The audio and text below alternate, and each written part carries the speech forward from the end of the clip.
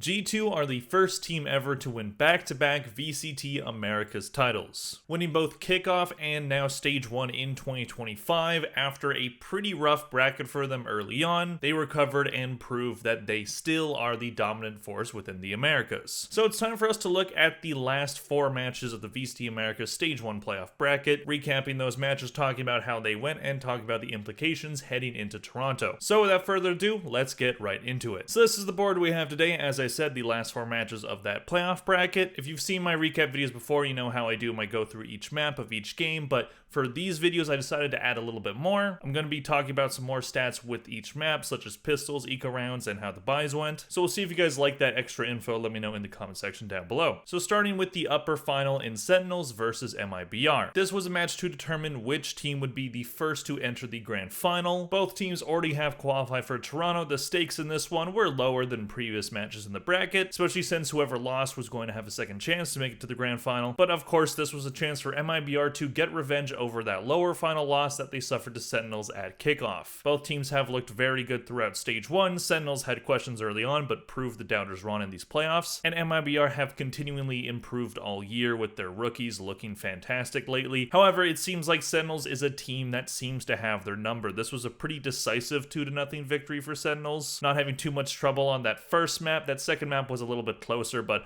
overall this was mostly the Sentinels show. Looking at map 1, we have Lotus. This one was a 13-7 win in favor of Sentinels. Not the most lopsided score, but pretty dominant overall. Sentinels would start the match by winning the first 5 rounds in a row. MIBR really not finding much on their map pick on their defense side. It was 9-3 at the half. Sentinels continuing a strong record that they have against MIBR, which is having a 9-3 first half. That would be broken in the second map, but either way, continuing on this one. And MIBR would do only 1 round better on their attack side. They did win the pistol this one, but as soon as Sentinels got the momentum back, they did not let it go. At match point at round 17, this one was over by round 20. Genom leading the way for his team with 16 kills. Osmos definitely struggling on the Neon, only 11 for him. Lotus being a map that MIBR have been kind of up and down on this year so far, but during Stage 1 have looked a lot better on. But this is a map that Sentinels are also familiar with as well. Zekin was leading the way, somehow had less rating than Junk UT, but still had 25 kills, which is 10 more kills than him. Rating is a weird stat, but either way, he was plus 12 and Junk UT was plus 8. Moving on to map 2, we have Split, this one being Sentinels pick, a map that they have historically been very good on. And this one would end up being a pretty similar story to map 1. Sentinels win the pistol yet again, but then MIBR able to steal it right back. However, could not get more than 2 round wins in a row during that entire first half. It was 8-4 at round 12. However, MIBR would respond by winning 3 rounds in a row to start the second half, winning that pistol. However, 4 round wins in a row from Sentinels would make this one a very difficult hill to climb for MIBR. However, they would almost bring this one back and get it into overtime, this map being a lot better for MIBR than the first map. They were a lot more in control. I feel like they were a bit jittery on map 1, really wanting to beat this team, but Sentinels are a team that when they get the momentum, they hang on to it. So MIBR were trying to steal it away in that second half, but it did end up not going to overtime. Sentinels would end it. Ospos with a good bounce back mat with 23 kills. Verno doing well with 17 and a rating of 1.28. Zekin yet again leading the way for Sentinels, 24 kills. He was amazing this entire playoff bracket. Hats off to Zekin. He looked inconsistent during the group stage, but he has looked like a monster during playoffs. Looking at the team MVPs on the side of Sentinels, we have Zekin who went 49, 27, and 9 for plus 22. On the side of MIBR, we have Genom who went 35, 31, and 4 for plus 4. In terms of pistol rounds, that's the P, it is 2 and 2, both teams tied on that one. In terms of ecos, 1 Sentinels 1, 2, MIBR 1, 3, so MIBR would get 1 more, but of course they are in an eco situation more often. Similar with the half buys, 5 were won by Sentinels, 7 were won by MIBR, but when it came to those full buys, it was pretty much all Sentinels, 19 wins on those full buys and 8 rounds for MIBR. That's the difference maker right there. So overall, MIBR did not play terribly. I definitely wanted them to play better on that first map than they did. I do enjoy watching both of these teams, and with MIBR's continuing improvement, I was hoping that they would make this one pretty close. I did expect Sentinels to win though, and they started to show that on that second map, but that first map just kind of shot them in the foot. Not able to have much of an answer for Sentinels' aggression and very strong hero plays. Sentinels definitely played this one very properly. Kaplan had this team prepared, and they really wanted to continue to prove those doubters wrong, so they did make it to the grand final with the double map ban. Did it work out for them? Well, we'll get to that match later. Moving on, we have probably the best match of the entire bracket. It's gotta be G2 versus Evil Geniuses. I know there were matches that went to overtime, but this one, especially for Toronto qualification, this one was amazing. G2 being a team that was the best team in the entire region all year, undefeated in the region until this playoff bracket, losing to Sentinels earlier in the bracket, having a very, very close game against 100 Thieves. They once again get to a match where they can qualify for that international tournament, which is in Toronto, which Jonah P is Canadian, so it was an incredibly important tournament for this team to qualify for. However, for Evil Geniuses, they are looking for blood. Evil Geniuses is a team that up until about halfway through the group stage has been a team that many have seen as not very good. They didn't do great at kickoff. They had a bit of a rough start to the group stage aside from that win over 2 game. However, they eventually made it to playoffs and started looked like a much different team. Starting the bracket by continuing C9's curse of losing in playoffs, then going up against Crew, a team that they were able to beat before. I guess that matchup's just really bad for Crew, but Evil Geniuses also played that one very well. And now in this match, they were going up against the top dog in the entire region in G2 to qualify for their first international since 2023. So this was a big match, and while G2 were the favorite and they did get it done,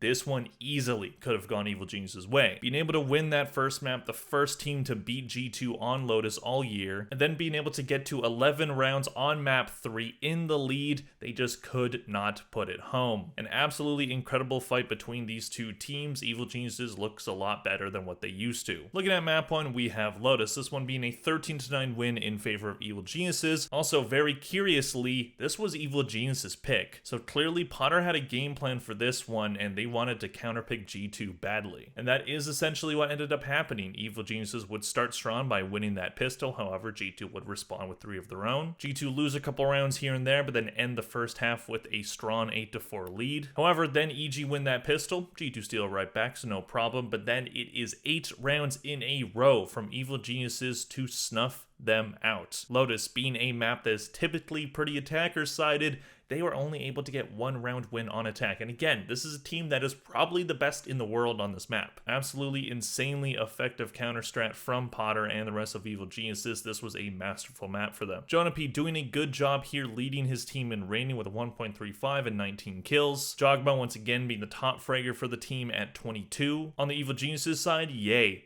Absolutely fragging out here on the Clove. He was one of the main reasons why they won this map. Very solid side anchoring from him. I was very proud of what he did with those 25 kills. Moving on, we have Split, this one being G2's pick. It ended up being a 13-7 scoreline. So G2 definitely establishing a bit more dominance here, not letting Evil Geniuses get a ton going. However, EG would win that pistol, so not the strongest start for G2. You can start to kind of feel the doubt creeping in. However, they would grab the momentum back and ended up having an 8-4 attack side. And now they can end Split on the defense side. That is the favorable side on that map. So G2 started strong by winning the first 3 rounds. That is 6 rounds in a row total from them. EG not able to get more than 2 rounds in a row. This one was over at round 20. Leaf having a solid bounce back map here. 28 kills for him. He was plus 16. He had a good match. And on the side of EG, while Ye's performance did dip by 10 kills, Icy did end up getting 20 kills. So he did make up a little bit for that. Icy definitely played well during this match. Moving on to map 3, we have Pearl. And this was one of the craziest maps that didn't go into overtime that I've ever seen. Incredibly nerve-wracking as a person that does like EG, but really wanted G2 to be at Toronto because A, I'm going to be there. I really want to see it. And B, Jonah P's Canadian. I'm Canadian. I want to see Canadians at this tournament.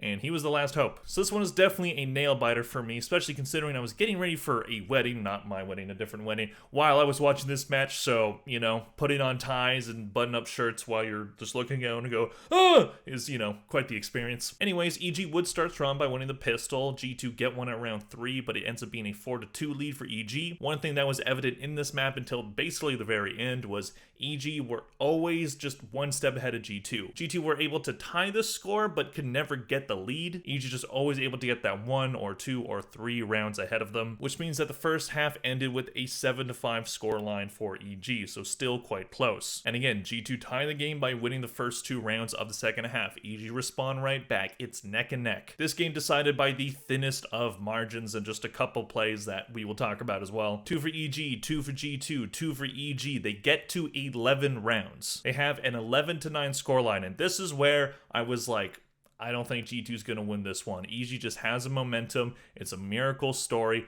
Potter's been here before. However, G2 did not give up. They were relentless and they won those last 4 rounds in a row. And one of the plays that people were mentioning, and it's been a clip online, is Ye when he's on top of those boxes and he dashes into that site and he just ends up looking the wrong way, throws the smoke, but still just ends up dying. And obviously that's a very unfortunate mistake, and maybe he shouldn't have dashed in. Maybe he was trying to make a play or was like a little bit too confident in that moment. Definitely not a very careful play to make, but hey, if it worked, that would have been an insane clip. So I don't really blame him for making that move. I also don't think that's what lost the match. I don't even necessarily think that's why EG ended up losing that round. So I don't think Ye should feel bad at all. Obviously it sucks losing, and having plays like that are going to be online, so very unfortunate. But Ye played very well throughout this whole series. He should be proud of himself. Leaf leading the way in rating for his team with a 1.34, but Trent was top rating with 23 kills, and Valen was very close with 20 kills. The coach has been wanting more out of Valen individually, and he found it here. On the side of EG, only one person went positive, and that was Superman with 19 kills. He was +4. Ye, he did go minus, but he still got 18 kills. He was only -1. He was almost at that positive rating, and I think he played very well. Very nice to see Ye playing Jet. Looking at the team MVPs on the side of G2, we have Leaf, who went 59, 41, and 22 for +18. On the side of Evil Geniuses, we have Ye, who went 58, 56, and 16 for +2. When it comes to pistols, EG had the edge, 2 for G2, 4 for EG. When it comes to ecos, again, EG did a little bit better, 2 for G2, 5 for EG. For half buys, it was 7 wins for G2, 9 for Evil Geniuses, but again, those full buys making the difference with 24 for G2 and 17 for EG. Overall, this was a phenomenal match. It was incredible to watch, very close, very exciting, and if EG had got it done,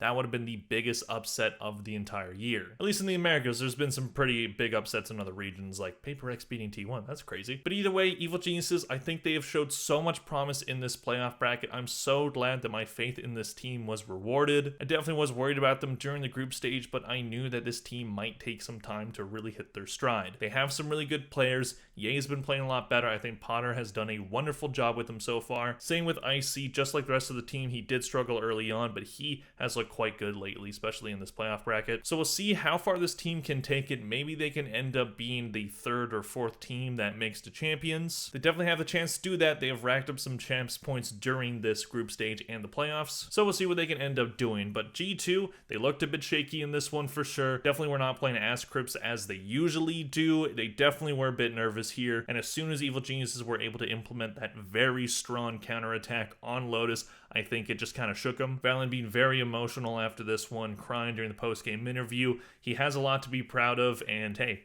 they ended up winning the whole thing. So, you know, very proud of them there. But obviously, nothing comes easy in Valorant, and I think that's good for a team like G2 to know. Anyways, moving on, we have the lower bracket, this one not being as close, MIBR versus G2. This one ended up being a 3-1 win for G2. MIBR, again, not playing terribly or anything. G2 just always seems a little bit step ahead. I would definitely say that MIBR were a lot better in this match than they were against Sentinels. They were able to win the first map of Haven. They brought G2 to overtime on Lotus. However, just not able to get enough done to win this one and be able to make the grand final for a date versus Sentinels yet again. Looking at map 1, we have Haven, this one being a 13-10 win in favor of MIBR. This one was also their map pick. Bronze star for the Brazilian team. They won the first 3 rounds and then was pretty back and forth for the rest of the half. Ended up being even. Then MIBR win that second pistol. Probably the main reason why they won this one was winning those pistols. Able to get 5 rounds on their attack side by round 18. G2 would win 3 in a row, but they just had a little bit too far to climb, and MIBR were able to win this one at round 23. Shenum and Artsin tying for the top frags on their team with 20 apiece. Shenum leading the way with a 1.38 rating. And on the side of G2, we had Leaf and Valen tied with 18 kills. Moving on to map 2, we have Lotus. This one was a 15-13 win for G2. I don't know what it is about this map. Maybe just because there's been so much footage of this team on this map that teams are starting to kind of like counter-strat them. That does definitely make sense, but MIBR still weren't able to win this one. And G2 would start strong on that defense side. And on Lotus, if you're able to get a good defense sign and you end on attack, you should have a pretty strong chance of winning this one. G2 ended up having a 6-1 lead at round 6, winning that first pistol, but then MIBR would make it a little bit closer and end the half 7-5. And then MIBR win the pistol right again. They're 3-1 in pistols in this match so far. 2 for G2, 3 in a row for MIBR, 3 in a row for G2, and they're at map point. However, MIBR being a team that's pretty good at coming back, they were able to tie this one. So it went into overtime. MIBR win that first attack round, but then G2 were able to stop the upset from happening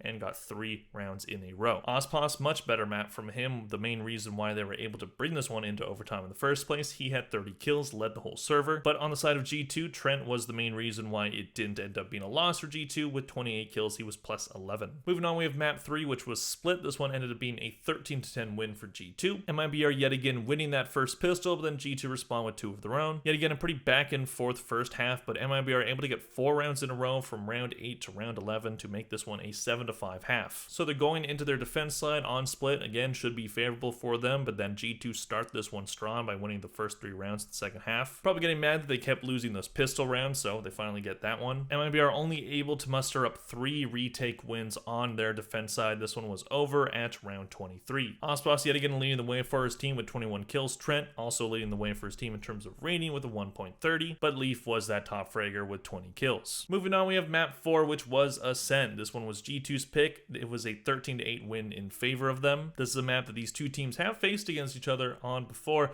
I believe it was the first time we saw Jagamo's Waylay. Could be wrong on that, but I'm pretty sure I'm right. But anyways, this one was a very close first half. G2 doing a lot better on pistols as this match went along than when it started, so they win the first pistol. However, they weren't able to get more than 1 round in a row during their attack half aside from the beginning of it. Very back and forth first half, 6-6 at the half. G2 win that second pistol. Only 2 round wins on their attack side for MIBR. 4 rounds in a row from round 16 to round 19 would make this one a very favorable matchup for G2. Verno was leading the way for his team with 21 kills and a rating of 1.26. Leaf was top fragging for G2 with 25 kills, but Valen was leading the way in terms of rating with 1.61 and had 24 kills himself. Looking at the team MVPs on the side of G2, we have Leaf, who went 87, 70, and 26, and he had 25 multi-kills. Incredible amount of kills for him, especially as a Sentinel player. On the side of MIBR, we have Ospos. He went 78, 64, and 15, and he had 20 multi-kills. In terms of pistols, it was even with 4 and 4, MIBR doing better at the beginning of this match versus the end of it. In terms of ecos, it was also tied at 4. In terms of half buys, it was 7 for G2, but of course MIBR being on the back foot a little bit more, had more opportunities for half buys, and 12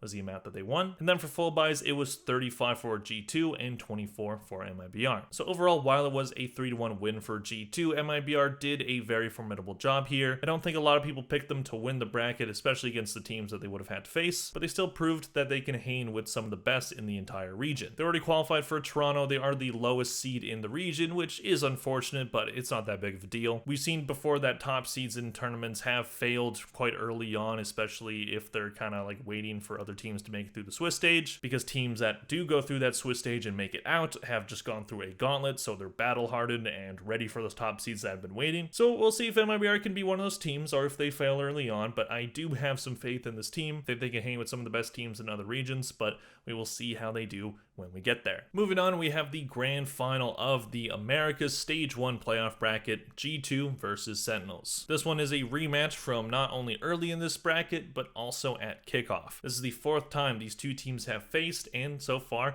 it's the exact same scoreline as how this match went. 3 in favor of G2 and 1 in favor of Sentinels. Sentinels did play very well during this match. They did lose those first 2 maps, but they kept it close. G2 at this point had just been through hell for the rest of the bracket, so I think at this point they were just ready to just dominate. They wanted that trophy bad. They wanted to be the first back-to-back winners in this region, and they got it done. Sentinels having some great plays from the likes of Zekken, from the likes of Bang, but it wasn't enough to stop the likes of Trent, the likes of Leaf. Looking at map 1, we have Haven. So Sentinels ended up banning both Lotus and Fracture. Lotus makes a lot of sense that G2 is on this one. Fracture, I believe, has been Sentinels permaban for a minute. So they end up having that first pick of Haven, a map that G2 have been up and down on this year, so it makes sense to bring them here. However, it appears that G2 have been practicing this map. This one ended up being a 13-9 win in favor of G2. They would start off by winning that pistol, but then Sentinels would have a very good response by taking the lead back at round 8 with 4-3. However, G2 tied right up. Sentinels take 2 more, and it ends up being 7-5. So Sentinels in the lead entering the second half, but this one being Haven, a bit more attacker sided on this one. G2 would start their attack half strong by winning the first 2 rounds. Sentinels only able to get 2 round wins on that defense side, 4 in a row from G2,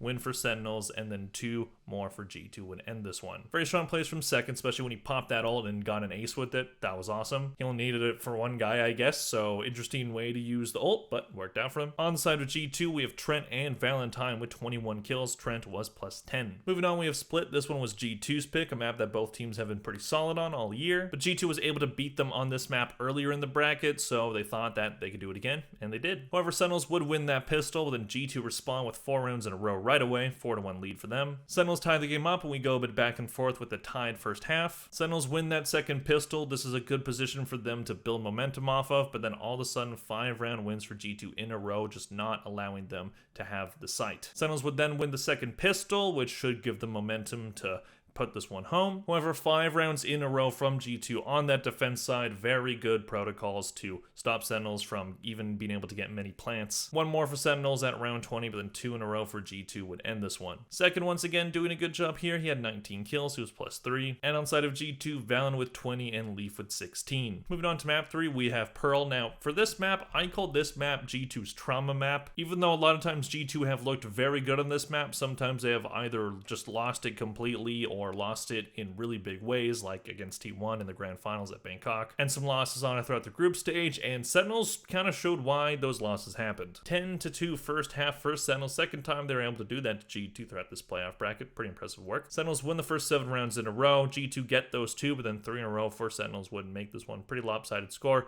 heading into that second half. However, G2 are known for their comebacks. G2 win that pistol. Sentinels get 1, but then we get 6 rounds in a row from G2, so they make this one a lot closer than the first half would make it believe, but then Sentinels were able to stop their momentum and win this one before they could tie it. John QT be the main reason why we didn't go into overtime with 22 kills. Great work from the IGL. On side of G2, Jogma was leading the team with 20 kills and was tied for the top in rating with 1.19, same as Trent. So we move on to Ascent, a map that Sentinels were able to counter the Waylay composition that G2 had earlier in the bracket. This one would end up not being the case, even though it ended up being pretty close. Yet again, good start for G2. They win that pistol, but then Sentinels take the lead right back. Bit of back and forth, ends up being 7-5 in favor of Sentinels. Then G2 win that second pistol, those pistols being the main reason why they won this map. Very effective work from them there. And Sentinels just not able to get a streak going on their attack side. They were able to get 3 rounds, but G2 just able to just keep their momentum going. This one over at round 23, Sentinels just not able to stop the retake train from happening. Zekin once again top ranking for his team with 20 kills, but he was the 3rd player in terms of rating. Bane was the top at 1.11. On side of G2, Trent with 23 kills, rating of 1.56 plus 10. Very good work from him there. Looking at the team MVPs on the side of G2, we have Trent who went 73, 51, and 28, and he had 6 separate clutches. On the side of Sentinels, we have Zekin who went 72, 69, 12, and he won 1v3. He also had an ace. In terms of pistols, 5 wins for G2, 3 for Sentinels. For ecos, it was 6 for G2, 4 for Sen. Half buys, 12 for G2, 9 for Sentinels, and full buys, 30 for G2, 28 for Sentinels, so very close on that full buy. So G2 end up being the very first VCT Americas back-to-back champions. They've been the best team in the entire region all year. I think this bracket was a good lesson for them. It showed them that on any day, any team can beat you. This game is not for the faint of heart. You have to have very strong mental to be able to persevere within this game. G2 are a team that has just been dominating in their own region, and then sometimes these teams can get to do or die moments and crumble under the pressure and an underdog story, but G2 end up avoiding that earlier in the bracket and then still win the whole damn thing. Very impressed by the resilience from G2, very impressed with how they played against Sentinels. Again, Sentinels were playing quite well during that grand final, but G2 were just able to be one step ahead of them, so they're heading into Toronto as the top seed in their group. I think that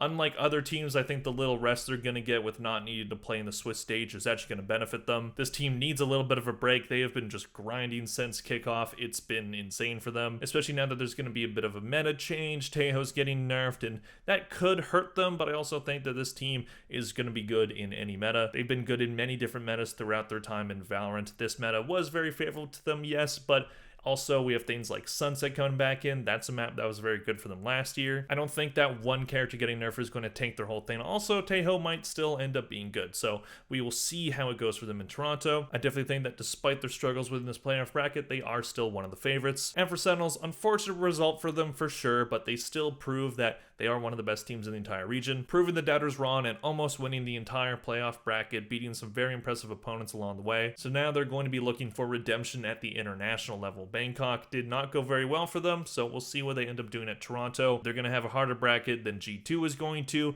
but I think that is a position that Sentinels are going to thrive in. So that is it. VCT Americas Stage 1 2025 is over. I'm going to be doing an updated power ranking for the Americas in the next day or two. So look out for that video. We have a bit of a break before Toronto. Toronto starts in June and it's still early May, so it's going to be quite a while. But don't worry, I'm going to be doing videos on a bunch of other stuff. EMEA hasn't wrapped up yet, so I'm considering doing some videos on them, so look out for that. As well as some videos about teams that did not qualify for Toronto and how it could have gone differently for them. I also want to just take a moment to thank everybody. I reached 4,000 subscribers over the weekend. I am incredibly grateful. That's an awesome goal to get. I'm incredibly grateful, and I'll probably be doing a little video about it, so look out for that. I was gonna do a Q&A as a celebration for when I hit 3K subscribers, but then I forgot to do it and I was also pretty busy, so sorry about that, but I might just circle back to those questions and do a little Q&A and a little thank you video there. So we'll see how that goes. Anyways, thank you all for watching. Let me know in the comment section down below, what did you think of these matches? What did you think of this entire playoff bracket? Which 3 teams out of the Americas are going to do best